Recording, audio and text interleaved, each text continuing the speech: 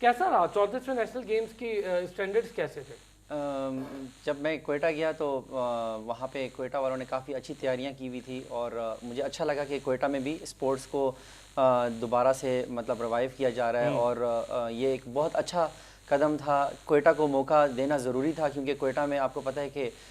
وہاں پہ اتنے وسائل نہیں ہیں، اور پھر حالات تو وسائل یہ سب وہاں تو پہ ایک اچھی کوئٹہ چیز کی عوام بڑی خوش ہو رہی تھی۔ تو حالانکہ بہت مشکل تھا وہاں پہ کوئٹہ میں ہمارے لیے کھیلنا، کیونکہ وہاں کے کورٹس اور یہاں پہ کافی ڈفرینس ہے، صحیح ہے، وہاں پہ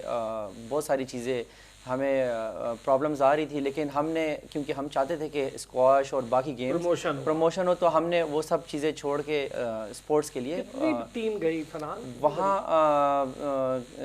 جب ہم گئے تو آلریڈی کچھ گیمز ہو چکی تھی، تو انہوں نے میرے خیال میں 2 پارٹس میں اس کو نیشنل گیمز کو۔ آپ کے کتنے کھلاڑی گئے؟ تو ہمارے ایئر فورس کے تقریباً 60 پلیئرز تھے مختلف گیمز میں، اور اسکواش جو ہے وہ اس میں سب سے زیادہ اسکواش کو زیادہ ایک وہ ملتی ہے، آپ کو پتہ ہے کہ اسکواش پاکستان کی بڑی گیم ہے، تو ہماری ٹیم بھی اچھی ٹیم تھی، لیکن اس دفعہ میں نے دیکھا کہ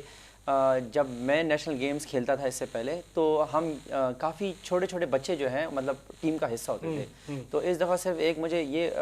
دیکھ کے فیل ہوا کہ بڑے بچے آئے، بڑے بڑے بچے ہیں، وہی فیسز ہیں، صحیح ہے، ہمیں یہ بات میں آپ سے کرنے والا ہوں کہ وہی پرانے فیسز ریپیٹ ہوتے ہیں، نئی انڈکشنز بہت کم ہوتی ہیں، بالکل، یہ بات میں آپ سے اگری ہوں، یہ بات اگری ہوں۔ اچھا